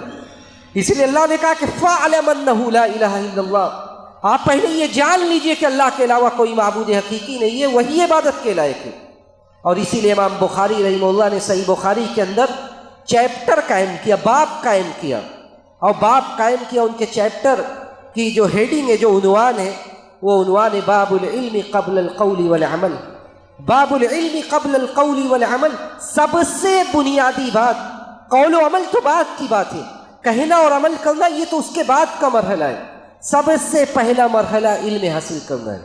سب سے پہلا مرحلہ علم حاصل کرنا، علم سے پہلے کچھ نہیں ہے، سب سے پہلا مرحلہ یہ علم کا مرحلہ ہے، علم سے پہلے کچھ نہیں ہے۔ اور اسی لیے اللہ سبحانہ و تعالیٰ نے جگہ جگہ قرآن مقدس کے اندر علم کے فضائل کو واضح کیا، اور یہ اس بات سے آگاہ کیا کہ مسلمانوں کو علم سے آشنا ہونا، علم حاصل کرنا، یہ مسلمانوں کی سب سے اولین ذمہ داری ہے، دیکھیں اس دنیا میں ہمارے بلندی کا، ہمارے وقار کا دو ہی راستہ تھا، اس دنیا میں ہمارے وقار اور ہماری بلندی کا دو ہی راستہ تھا، اور دونوں چیزوں میں آج ہم پسماندگی کے شکار ہیں، اور دونوں چیزوں میں ہم کوتاہی کے شکار ہیں۔ ایک ایمان کا راستہ جو ہمارے عزت و وقار تک پہنچاتا تھا، اور دوسرا علم کا راستہ۔ اللہ نے فرمایا کہ یرفع اللہ الذین آمنوا منکم والذین اوتوا العلم درجات، اللہ تم میں سے ان لوگوں کو بلند کرتا ہے جنہیں اللہ نے، جو اللہ پر ایمان لے آئے، اور دوسرا زمرہ ان لوگوں کا جنہوں نے علم حاصل کیا، تو عزت و وقار کا اس دنیا میں دو ہی راستہ ہے، یا تو بندہ ایمان کے راستے پر جب نکلتا ہے تب اسے عزت و وقار ملتا ہے، بلندی ملتی ہے، اور دوسرا جب علم کے راہ پر وہ نکلتا ہے۔ اللہ نے کہا کہ انہی لوگوں کو اللہ اس دنیا میں بلند کرتا ہے۔ اور آپ تاریخ کے جھروکے سے دیکھیں گے صحابہ اکرام کے زمانے میں اس علم کی وجہ سے ایک ان لوگوں کو، بعض ان صحابہ کو جو حسب و نسب کے حساب سے بڑے قریش کے مقابلے میں نہیں تھے، لیکن ان کو وہ عزت ملی، وہ وقار ملا ان کے علم کی وجہ سے جو بعض دوسرے صحابہ کو نہیں ملا۔ اور سچ فرمایا تھا نبی علیہ الصلوۃ والسلام نے کہ ان اللہ یرفع بهذا الکتاب اقواما ویضع به آخرین، کہ اللہ سبحانہ و تعالی اس کتاب کے ذریعے، اس قرآن کے ذریعے بہت سارے لوگوں کو بلند کر دے گا، بہت سارے لوگوں کو اس دنیا میں بلندی کی زندگی دے گا، ویضع بها آخرین، اور اس کے برخلاف بہت سارے لوگوں کو ذلیل و رسوا کر دے گا۔ جب لوگ قرآن کا علم حاصل کریں گے، قرآن کو سیکھیں گے، تو اللہ سبحانہ و تعالیٰ انہیں بلند کرے گا۔ اور جب لوگ قرآن کو سیکھنا چھوڑ دیں گے، قرآن پر عمل کرنا بند کر دیں گے، وَيَضَعُ بِهَا آخَرِينَ، تو اللہ انہیں ذلیل و رسوا کر دے گا، اللہ انہیں ذلیل و رسوا کر دے گا۔ اور آج یہی ہو رہا ہے، آج حقیقت میں یہی ہو رہا ہے کہ لوگوں کو جہاں ایک زمانے میں قرآن کے ذریعے بلندی ملتی تھی، قرآن کے ذریعے اس دنیا میں عزت و وقار ملتا تھا، آج جب قرآن کو، دینی علوم کو حاصل کرنا لوگوں نے بند کیا، اللہ نے سب کو ذلیل و رسوا کر دیا۔ آج قرآن کو چھوڑ کر، قرآنی تعلیمات کو چھوڑ کر لوگ ذلیل و رسوا ہو چلے۔ کتنا عظیم علم یہ ہے، کتنا عظیم علم یہ ہے کہ نبی علیہ الصلوۃ والسلام نے اللہ سبحانہ و تعالیٰ کی آیت جب صحابہ کو سنائی تو گویا کہ صحابہ اکرام کا ایمان اور صحابہ اکرام کا علم حاصل کرنے کا جذبہ اور مزید دوبالا ہو گیا۔ اللہ نے کہا کہ شہید اللہ انہ لا الہ الا ہو۔ یہ آیت ایسی ہے کہ اس میں اگر بحث کی جائے صرف اسی آیت میں جن پہلوؤں سے علم اور علماء کی اہمیت کو بیان کیا گیا ہے تو کافی لمبا وقت لگے۔ امام طحاوی نے عقیدہ کی کتاب میں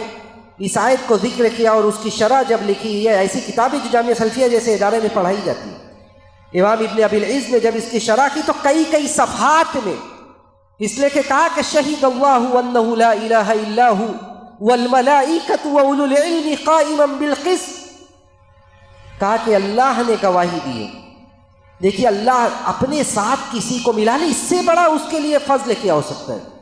کوئی یہاں دنیا میں ہم اس کے لیے ترستے ہیں کہ کوئی بڑا آدمی اپنے کیٹیگری میں ہمیں شامل کر لے، کوئی بڑا آدمی اپنے گھر میں ہمیں دعوت دے دے، کسی بڑے آدمی کے ساتھ ہماری تصویر آ جائے، ہم مچلنے لگتے ہیں۔ یہاں سب سے بڑا کائنات کا رب، خالق ارض و سما، وہ گواہی دے رہا ہے، اور وہ بھی سب سے بڑی چیز پر گواہی دے رہا ہے۔ اس دنیا میں توحید سے بڑی چیز کوئی نہیں ہے۔ سب سے قیمتی اثاثہ اور سب سے قیمتی سرمایہ توحید ہے، عقیدہ ہے، منہج ہے۔ اللہ کہہ رہا ہے شہید اللہ انہ لا الہ الا ہو، اللہ یہ گواہی دیتا ہے، اللہ یہ ثابت کرتا ہے، اللہ یہ فیصلہ کرتا ہے۔ شہادت کا سارا معنی یہاں پر شامل ہے، جیسا کہ علامہ ابن القیم نے ذکر کیا کہ شہیدہ یہاں قضا کے معنی میں بھی ہے، شہیدہ یہاں حکمہ کے معنی میں بھی ہے، اور شہیدہ یہاں شہیدہ کے معنی میں بھی ہے کہ اللہ یہ فیصلہ کرتا ہے، اللہ یہ گواہی دیتا ہے کہ اللہ ہی معبود حقیقی، اللہ کے علاوہ کوئی عبادت کے لائق نہیں ہے۔ تو اللہ نے گواہی دی، اللہ نے اپنے ساتھ گواہی میں کچھ لوگوں کو ملا لیا۔ کن لوگوں کو ملایا؟ شہید اللہ انہ لا الہ الا ہو والملائکۃ، اللہ کے فرشتے بھی یہ گواہی دیتے۔ اللہ نے اپنے ساتھ واو عطف کے ذریعے فرشتوں کو ملا لیا کہ اللہ کے فرشتے بھی گواہی دیتے۔ وَأُولُو الْعِلْمِ قَائِمًا بِالْقِسْطِ، اور جو اہل علم ہے، جو اہل علم ہے اپنے علم پر قائم ہے، جو اہل علم ہے، جو علم جن لوگوں نے حاصل کیا ہے اللہ کے لیے، ان لوگوں کو بھی اللہ نے اس گواہی میں ملا لیا اور کہا کہ اہل علم بھی اس بات کی گواہی دیتے کہ اللہ کے علاوہ کوئی اور معبود حقیقی نہیں ہے۔ یہاں قابل ذکر پہلو یہ کہ توجہ دیجئے کہ اللہ نے سب سے عظیم چیز کی گواہی پر، توحید کی گواہی پر، ایک اللہ کی عبادت کی گواہی پر کن لوگوں کو اپنے ساتھ ملایا؟ فرشتوں کو ملایا، اور اس کے بعد علماء کو ملایا، جن لوگوں نے علم حاصل کیا، جن لوگوں نے علم حاصل کیا ان کو اپنے ساتھ ملایا، اور سب سے عظیم گواہی پر ملایا۔ امام قرطبی کہتے ہیں، جو بڑے مفسر ہیں، بڑے پائے کے مالکی عالم ہیں، امام قرطبی کہتے ہیں کہ فی هذه الآیۃ شرف العلم والعلماء، اس آیت میں بہت بڑا شرف علم اور علماء کے لیے، اس لیے کہ لو کان احد اشرف من العلماء، اگر کوئی آدمی، کوئی زمرہ، کوئی کیٹیگری سن لے وہ لوگ جو علم والے کو اور علماء کو حقیر سمجھتے، وہ سن لے کہ علم اور علماء سے بڑا اس دنیا میں کوئی فضیلت والا نہیں ہے۔ امام قرطبی کہتے ہیں کہ اگر کوئی آدمی علماء سے زیادہ فضیلت والا ہوتا تو اللہ انہیں اپنے ساتھ اس شہادت میں ملا لیتا، اللہ اپنے ساتھ انہیں شہادت میں ملاتا۔ اگر عمرہ اور رئیس لوگ سب سے زیادہ فضیلت والے ہوتے تو اللہ توحید کی گواہی پر ان کو ملاتا، اگر صاحب مسلک سب سے زیادہ فضیلت والے ہوتے تو اللہ انہیں ملاتا، لیکن یہاں اللہ نے کسے ملایا ہے؟ علماء کو ملایا، ملائکہ اور علماء کو ملایا۔ کہا امام قرطبی نے کہ لو کان احد اشرف من العلماء لقرنهم اللہ سبحانہ، اللہ تعالیٰ ان کو اپنی گواہی پر، اپنے توحید کی گواہی پر علماء کو ملانے کے بجائے ان لوگوں کو ملاتا۔ تو دیکھیے علم کی فضیلت کہ آپ اللہ اپنے گواہی پر، توحید کی گواہی پر اپنے ساتھ علماء کو ملا رہے ہیں۔ صحابہ اکرام کے اندر یہ ساری آیات، صحابہ اکرام کے اندر یہ ساری باتیں بالکل رچی بسی ہوئی تھی، اسی لیے علم کے لیے اور علم کے حصول کے لیے ان کے اندر جو تڑپ تھی، اگر اس کے نمونے بیان کیے جائے تو بسا اوقات ہم قبول کرنے کے لیے تیار ہو کہ یہ انسان تھے، یہ انسان ایک حدیث کے لیے اتنا لمبا لمبا سفر، ایک حدیث کا علم حاصل کرنے کے لیے اتنا دور دور جانا۔ آج علم ہمارے لیے تیار ہے، دور دور سے علماء آتے ہیں، ایئر کنڈیشن مسجد ہے ماشاءاللہ، ہم سب بیٹھے ہوئے، اس کے بعد بھی آنے کے لیے ہمارے پاس تیار ہے، اس کے بعد بھی آنے کے لیے ہمارے پاس وقت نہیں۔ یہاں ایک حدیث نبی کا ایک فرمان مدینے میں ایک بندے کو پتہ چلتا ہے کہ ایک حدیث شام میں ایک صحابی بیان کر لے، وہ بیچارے مدینے سے چلے آتے، وہ مدینے سے چل کے چلے آتے ایک حدیث کے لیے۔ قیس ابن کثیر کہتے ہیں کہ حضرت ابو الدرداء کے ساتھ میں ایسے ہی مسجد میں بیٹھا ہوا تھا، حضرت ابو الدرداء رضی اللہ تعالیٰ عنہ کے ساتھ میں مسجد میں بیٹھا ہوا تھا۔ ایک آدمی مدینے سے آتے ہیں، آ کر کہتے ہیں کہ ابو الدرداء رضی اللہ تعالیٰ عنہ سے مخاطب ہوتی ہے اور کہتے ہیں کہ بلغنی انک تحدث حدیثا،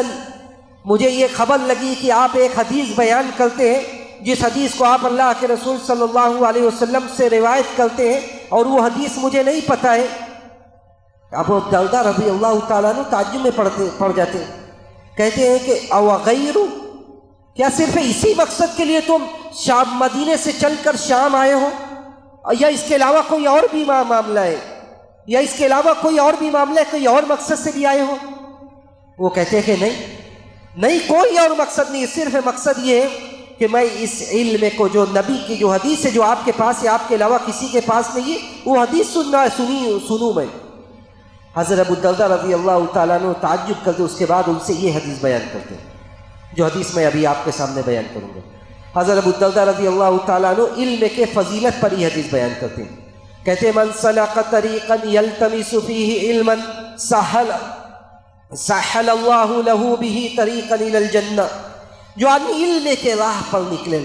جو آدمی علم کے لیے اپنی زندگی وقف کر دے، وہ یہ نہ سمجھے کہ وہ دنیا میں لگا ہوا ہے، بلکہ جب آپ علم کے لیے نکلے ہیں تو اللہ سبحانہ و تعالیٰ آپ کے لیے جنت کے راستے کو آسان کر دے گا،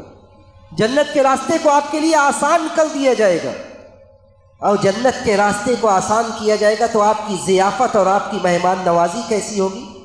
وَإِنَّ الْمَلَائِكَةَ لَتَضَعُ أَجْنِحَتَهَا لِطَالِبِ الْعِلْمِ رِضًا بِمَا يَصْنَعُ، یا انسان آپ کے مدارات، آپ کی خاطر کرے نہ کرے، انسانوں کے یہاں آپ کی ضیافت ہو نہ ہو، انسان آپ کو چاہے جتنا بھی حقیر و ذلیل سمجھے، کیا کہتے ہیں یہ کون ہے؟ یہ طالب علم ہے، یہ کون ہے؟ یہ مدرسوں میں پڑھنے والا ہے، یہ کون ہے؟ ان کے پاس کچھ نہیں ہے دنیا کا۔ اللہ کہتے ہیں اللہ کے حکم سے وَإِنَّ الْمَلَائِكَةَ لَتَضَعُ أَجْنِحَتَهَا لِطَالِبِ الْعِلْمِ رِضًا بِمَا يَصْنَعُ، اللہ اتنا خوش ہوتا ہے اس علم کے حصول پر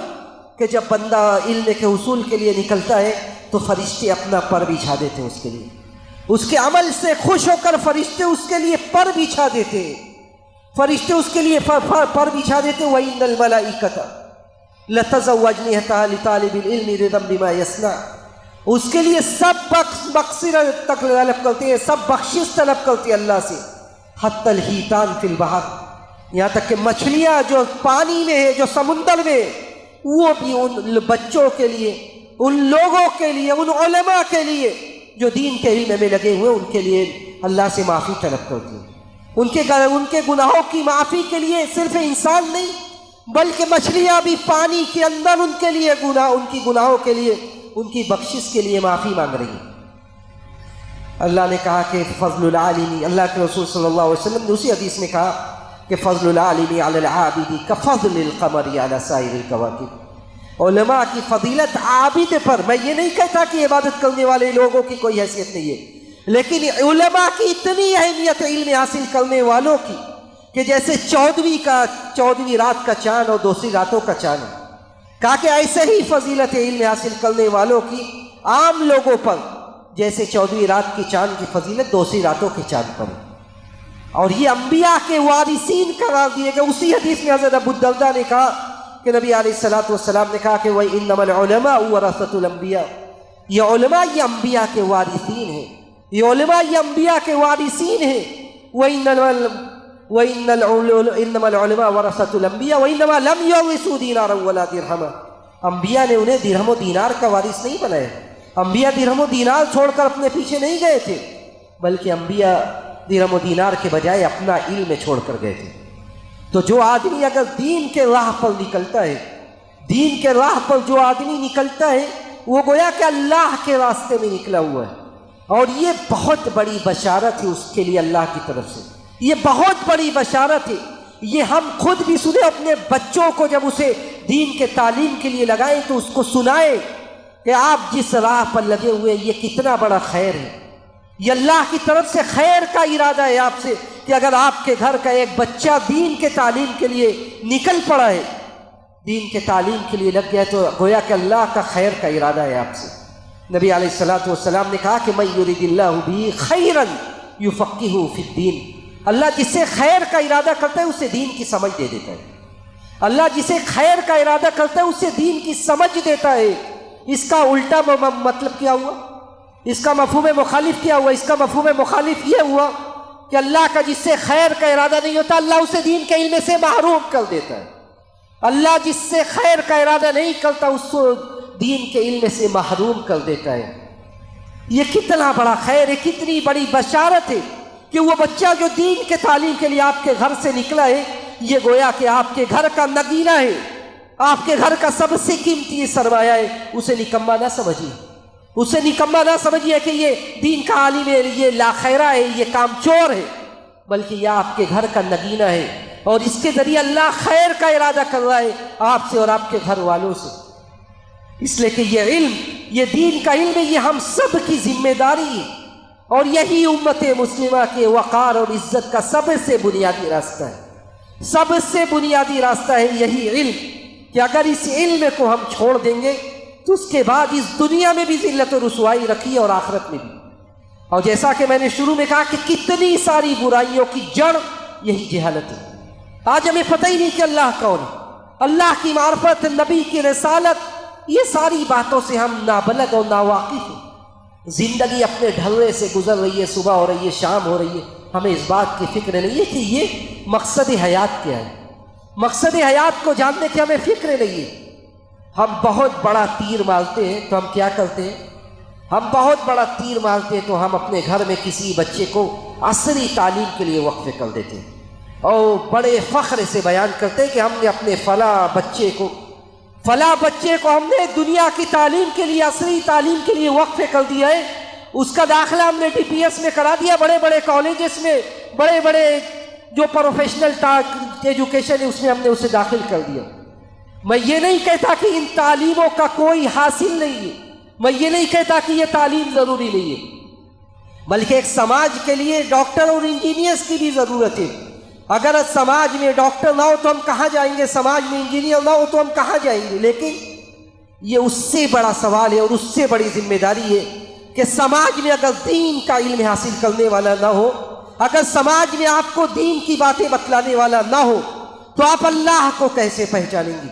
آپ اللہ کے دین پر کیسے عمل کریں گے؟ نمازوں کے احکام آپ کیسے جانیں گے؟ جنازوں کے مسائل آپ کیسے سیکھیں گے؟ قربانی کے شاعر کو آپ کیسے زندہ رکھیں گے؟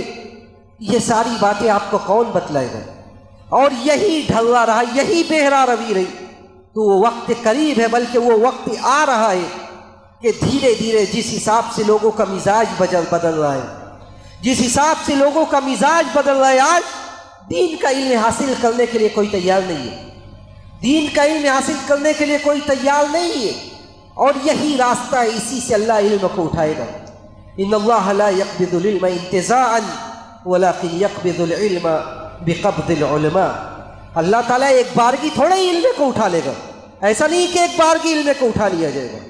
ولكن يقبض العلم بقبض العلماء، بلکہ اللہ علم کو اٹھائے گا علماء کے اٹھانے کے ذریعے۔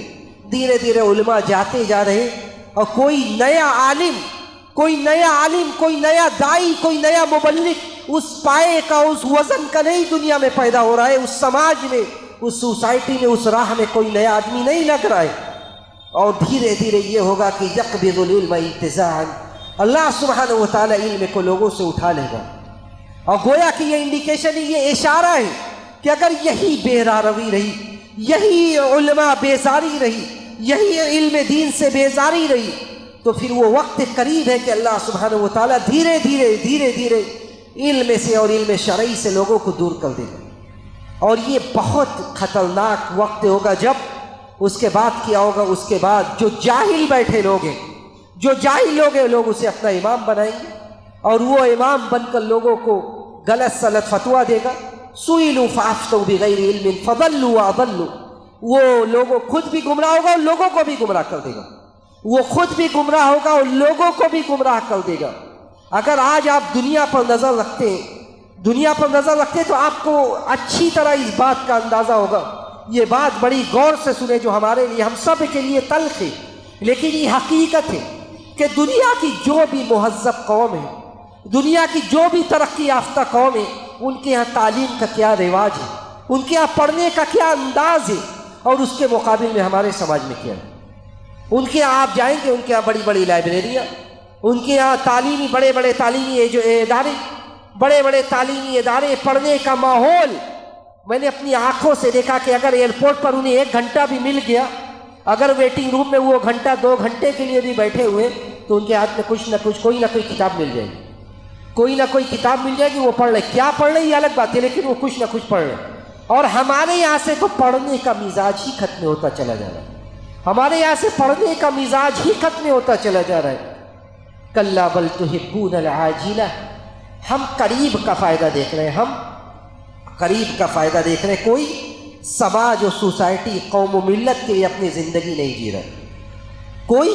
اپنی ذات سے آگے بڑھ کر زندگی گزارنا نہیں چاہتا ہے۔ ہم یہ سوچتے ہیں کہ ابھی بچہ جوان ہوا ہے، اسے کسی کام میں لگا دیں، کچھ فائدہ دے گا، لیکن ہم یہی بھول جاتے ہیں، یہیں پر ہم سب سے بڑی غلطی کرتے ہیں کہ اگر اسی بچے کو ہم علم کی راہ میں لگائیں گے، یہ دنیا اور آخرت میں ہمارے عزت و وقار کا سبب بنے گا، یہ دنیا اور آخرت میں ہمارے عزت و وقار کا سبب بنے گا۔ یہ کل جب قیامت کے دن اس سے کہا جائے گا اقرأ وارتقی ورتل کما کنت ترتل فی الدنیا، جب حامل قرآن سے یہ کہا جائے گا، اس سے بڑا اعزاز کیا ہوگا؟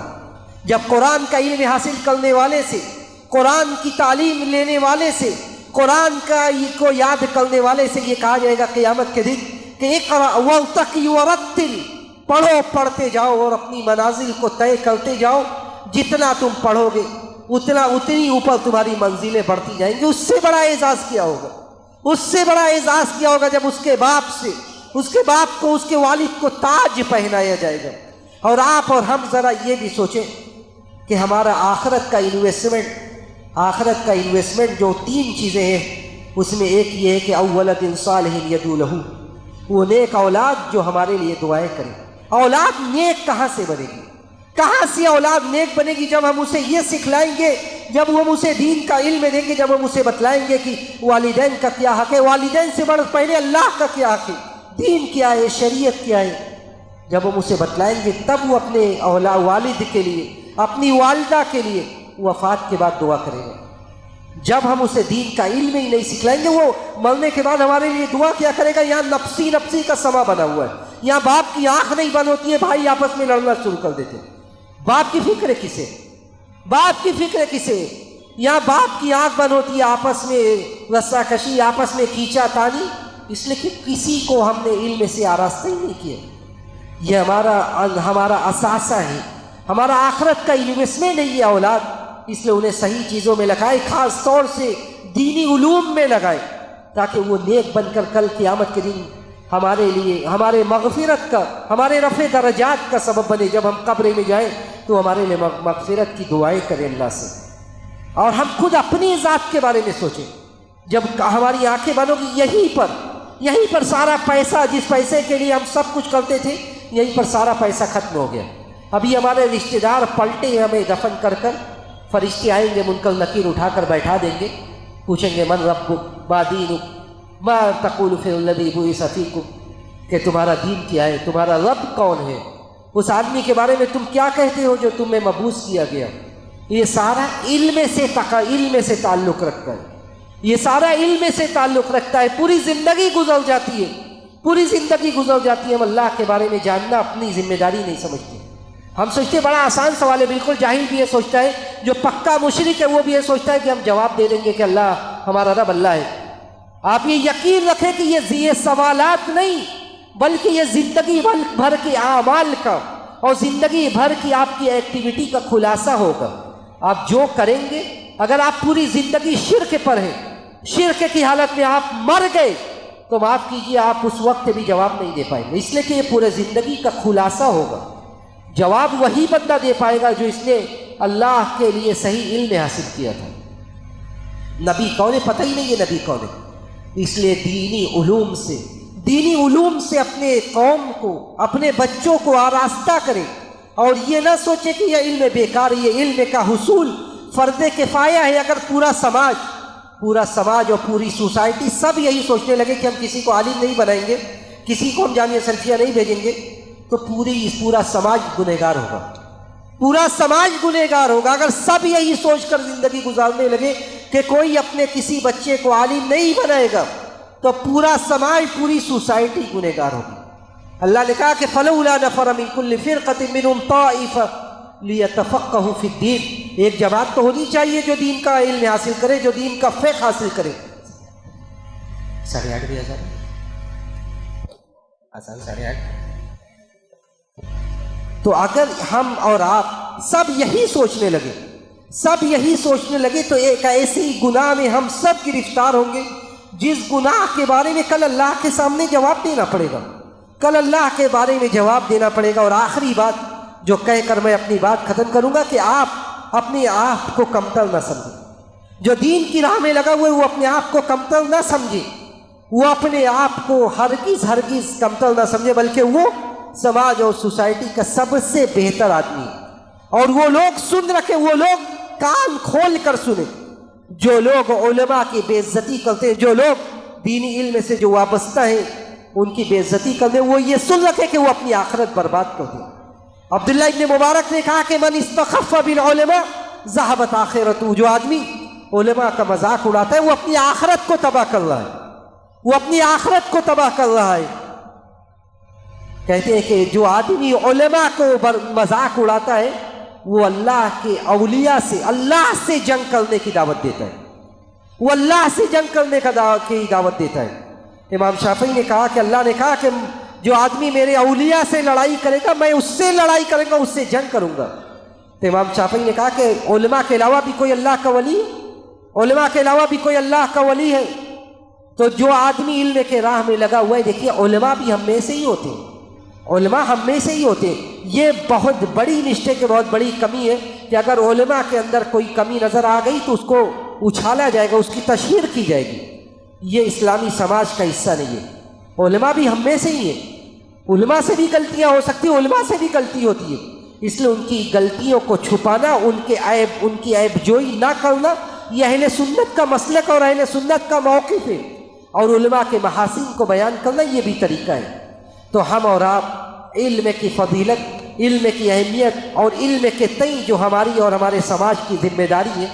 اس کے بارے میں سنجیدگی سے غور کریں، اور یہ یقین رکھیں کہ جب تک مسلمان صحیح دین پر عمل کرنا چاہتے ہیں اس وقت تک انہیں علم سے اور خاص طور سے دینی علوم سے اپنے آپ کو آراستہ کرنا یہ ضروری ہے۔ ہم اللہ سبحانہ و تعالیٰ سے یہی دعا کرتے ہیں کہ بار الہ ہم نے جو بھی باتیں سنی ان باتوں پر ہمیں عمل کرنے کی توفیق نصیب فرما۔ بار الہ تو ہمیں علوم شرعیہ سے آراستہ کر دے، بار الہ تو ہمیں خلوص و للہیت کے ساتھ علم حاصل کرنے کی توفیق نصیب فرما۔ بار الہ جو علم کے راہ میں لگے ہوئے تو ان کی مدد فرما، بار الہ تو ہم سب کی نیتوں کو خالص کر دے، بار الہ ہم میں جو بے روزگار ہیں تو انہیں برسر روزگار کر دے، بار الہ جن لوگوں نے بھی اس پروگرام کے انعقاد میں کوششیں کی، محنتیں کی، بار الہ تو ان سب کی اور ہم سب کی کاوشوں کو قبول فرما دے، بار الہ تو ہم سب کی حاضری کو شرف قبولیت سے نواز دے۔ جب ہمارا اس دنیا سے جانے کا وقت آئے تو اس دنیا سے جانے کا وقت آئے تو ہمیں اس بات کی توفیق دے کہ ہمارا آخری کلمہ کلمہ توحید ہو۔ ربنا تقبل منا انک انت السمیع العلیم وتب علینا انک انت التواب الرحیم وآخر دعوانا ان الحمد للہ رب العالمین۔ بات ختم کرنے سے پہلے ایک اعلان ہے، اسی علاقے میں رسول پورہ میں ایک سمر کیمپ کا دینی سمر کیمپ کا انعقاد کیا گیا ہے، یعنی جس میں دین کی بنیادی باتیں 10 دنوں کے اندر سکھائی جائے گی، اور جس میں چھوٹے بچوں سے لے کر بڑے بچوں تک کے داخلے کا انتظام ہے۔ اس لیے آپ لوگوں سے گزارش ہے کہ اس سمر کیمپ میں اپنے بچوں کا ایڈمیشن کرائیں، اور کورس آج سے غالباً شروع ہو چکا ہے، آج سے 24 تاریخ سے کورس شروع ہو چکا ہے، تو اس لیے آپ پہلی فرصت میں، ابھی بھی موقع ہے، سیٹیں خالی ہیں، آپ پہلی فرصت میں اپنے بچوں کا داخلہ کرائیں۔ دارالسنہ میں اس سمر کیمپ کا انعقاد کیا گیا ہے، اور اچھے فاضل علماء اس میں بچوں کو پڑھائیں گے اور دین کی بنیادی باتیں سکھلائیں گے۔ یہ بھی علم حاصل کرنے کا ایک بہت اچھا اور سنہرا موقع ہے۔ اس کے لیے آپ لوگ مزید جانکاری حاصل کرنا چاہتے ہیں اور داخلہ فارم لینا چاہتے ہیں تو ہمارے فاضل عزیزم مولانا ابو رافع سلفی سے رابطہ کریں، ان کے پاس فارم بھی ہے اور وہ اس کے بارے میں تفصیلی جانکاری دیں گے۔ والسلام علیکم ورحمۃ اللہ وبرکاتہ۔ یہ تھے فضیلت شیخ ظفر نعمان مکی حفظہ اللہ، جو علم اور علماء کی فضیلت پر زبردست خطاب فرما رہے تھے۔ ایک اعلان ہے، 25-27 مئی بروز منگل مسجد نور اہل حدیث بمقام مسجد نور اہل حدیث امرپور مڑیا میں ایک دینی و علمی مجلس کا انعقاد کیا گیا ہے، جس میں فضیلت الشیخ ڈاکٹر عبدالغفار سلفی حفظہ اللہ اور فضیلت الشیخ ظفر نعمان مکی حفظہ اللہ خطاب فرمائیں گے۔ آپ لوگوں سے گزارش ہے کہ آپ لوگ اس میں شرکت فرما کر مقررین کرام کی تقریروں سے مستفید ہوں۔ ساتھ ہی اس کے ساتھ میں اس مجلس کا اختتام کرتا ہوں۔ اللہ رب العالمین اس مجلس میں ہم لوگوں کی شرکت کو قبول فرمائیں، اور ہم لوگوں جو جتنی دیر یہاں بیٹھے رہے اس کا ہمیں آخرت میں بدلہ عنایت فرمائے۔ آپ تمام لوگ نماز پڑھ کر جائیں۔ والسلام علیکم ورحمۃ اللہ وبرکاتہ۔